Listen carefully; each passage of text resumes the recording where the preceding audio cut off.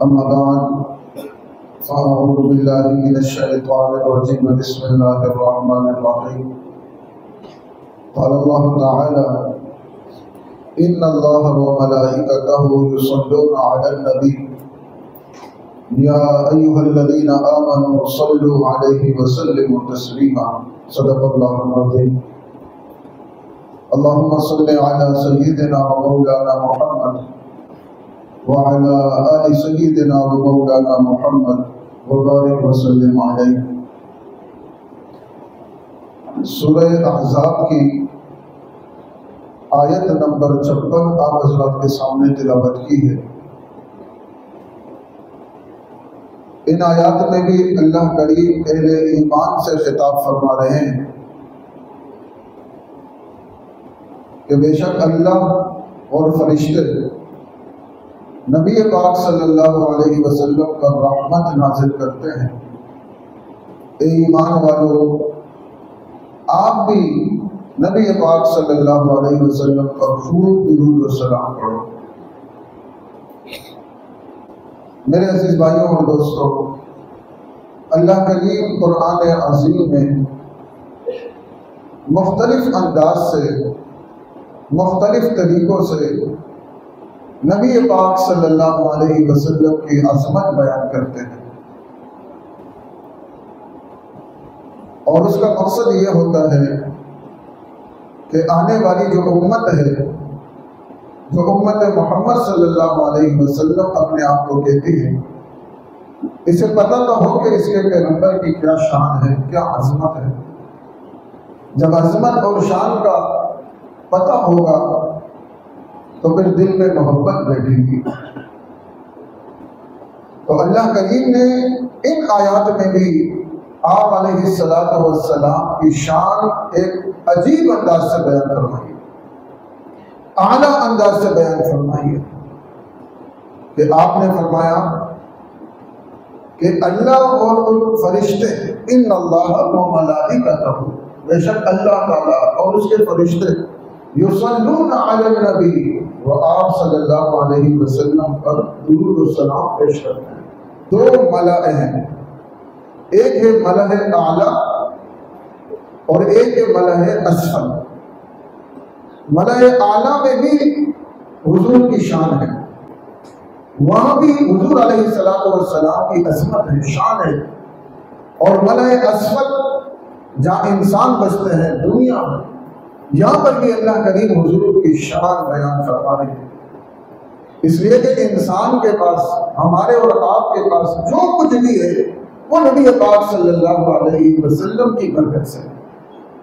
آپ علیہ السلام کا وجود باوجود وہ اللہ کریم کی رحمت کا ذریعہ ہے۔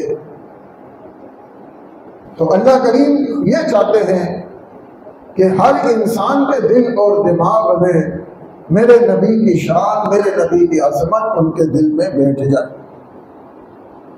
اور اللہ کریم نے اس آیت میں بیان فرمایا کہ فرشتے بھی نبی پر درود بھیجتے ہیں۔ فرشتوں کے ذریعے سے اللہ نے حضرت آدم کی شان بھی بیان کی تھی۔ فرشتوں سے کہا کہ آپ حضرت آدم کو سجدہ کریں، اور حضور علیہ السلام کی شان بھی بیان ہو رہی ہے۔ فرق کیا ہے دونوں میں کہ جو سجدہ تھا وہ وقتی تھا، تھوڑی دیر کے لیے تھا، مگر جب آپ علیہ السلام کا موقع آیا تو وہ دائمی ہو گیا، ہمیشہ کے لیے فرشتوں کی ذمہ داری لگ گئی کہ وہ میرے پاک پیغمبر پر درود و سلام بھیجیں۔ تو ہم پر یہ فرض اور واجب ہے، جس طرح نماز ہم پر واجب ہے، جس طرح قرآن پڑھنا ضروری ہے، اسی طرح نبی پاک صلی اللہ علیہ وسلم پر درود و سلام کی تسبیحات بھی ہمارے لیے ضروری ہے۔ تو اللہ کریم فرماتا ہے ان اللہ و ملائکتہ یصلون علی النبی یا ایھا الذین آمنوا، اے ایمان والو، صلوا علیہ، آپ بھی نبی پر درود بھیجیں، وسلموا تسلیما، اور خوب سلام بھیجیں۔ حضور علیہ السلام کے ساتھ محبت یہ ایمان کا جز ہے، یہ فرض اور واجب ہے، اور آپ علیہ السلام کو اذیت دینا، تکلیف دینا یہ حرام ہے. خالی آپ کو تکلیف دینا نہیں بلکہ آپ پر جو ایمان لائے، آپ کے اہل بیت، آپ کے صحابہ، آپ کے ازواج مطہرات، ان کو تکلیف دینا بھی حرام ہے. اللہ فرماتے ساتھ ہی یہ فرمایا، ایک طرف فرمایا کہ آپ درود و سلام بھیجو، اور دوسری طرف فرمایا کہ ان الذین یؤذون اللہ، کہ بے شک وہ لوگ جو اللہ کو اذیت دیتے ہیں. بھائی اللہ کو کون اذیت دے سکتا ہے؟ اللہ کو تو کوئی تکلیف نہیں دے سکتا.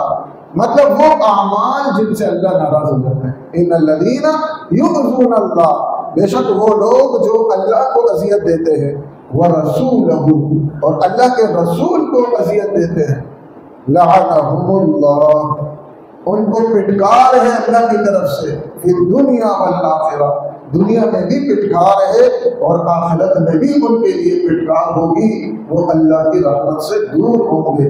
وَأَعَدَّ لَهُمْ عَذَابًا مُهِينًا، دنیا میں تو یہ اللہ کی رحمت سے دور ہوں گے، اور آخرت میں ان کے لیے رسوائی والا عذاب اللہ نے تیار رکھا. اور اسی طرح فرمایا وَالَّذِينَ يُؤْذُونَ الْمُؤْمِنِينَ وَالْمُؤْمِنَاتِ، جو لوگ اللہ اور اللہ کے رسول پر ایمان لے کر آئے ہیں، ان کو بھی اگر کوئی اذیت دیتا ہے، صحابہ کو اگر کوئی اذیت دیتا ہے، ازواج مطہرات کو کوئی تکلیف دیتا ہے، الزامات لگاتا ہے، اہل بیت کے اوپر کوئی گھومتا ہے، فرمایا وَالَّذِينَ يُؤْذُونَ الْمُؤْمِنِينَ وَالْمُؤْمِنَاتِ، جو اذیت دیتے ہیں ایمان والوں کو، چاہے وہ مومن ہو چاہے اور مومن عورتیں ہوں. کس طرح کے الزام اور تکلیف دیتے ہیں؟ بغیر مکتسبوا، بغیر مکتسبوا، وہ الزامات لگاتے ہیں صحابہ پر، ازواج مطہرات پر، اہل بیت پر، جو انہوں نے کیا ہی نہیں ہے. فرمایا کہ جو اس طرح کا عمل کرے گا وہ بھی حضور کی تکلیف کا باعث ہے، وہ بھی آپ علیہ السلام کو تکلیف پہنچائے گا، وہ بھی اللہ کو اذیت دینے والا شمار ہوگا. فرمایا پھر کیا ہوگا؟ فَقَدِ احْتَمَلُوا بُهْتَانًا وَإِثْمًا مُبِينًا، اس نے بہت بڑی بہتان اپنے اوپر باندھ لی اور اس نے بہت کھلا گناہ کیا ہے. تو میرے عزیز بھائیوں اور دوستو، ان آیات سے آپ علیہ السلام کی شان ہمارے سامنے آئی ہے. ان آیات سے ہمیں یہ سبق ملتا ہے کہ ہم جب دنیا میں زندگی گزاریں تو آپ علیہ السلام کے طریقے کو سامنے رکھ کر گزاریں. ایمان کیا ہے؟ کامل محبت کے ساتھ نبی کی کامل اتباع کرنا، کامل محبت کے ساتھ نبی کی کامل اتباع کرنا، یہ ایمان کی علامت ہے، یہ ایمان کے لیے ضروری ہے. آپ علیہ السلام سے ان آیات کے بعد پوچھا گیا کہ اے اللہ کے رسول، ہم نے درود و سلام کیسے پیش کرنا ہے؟ ہم نے درود و سلام کیسے پیش کرنا ہے؟ آپ نے فرمایا، درود کے بارے میں فرمایا، قولوا اللہم صلی علی سیدنا و مولانا محمد وعلی آل سیدنا و مولانا محمد وبارک وسلم علیہ. جو درود ہم نماز میں پڑھتے ہیں وہی درود آپ حضور علیہ السلام کو پیش کر سکتے ہیں.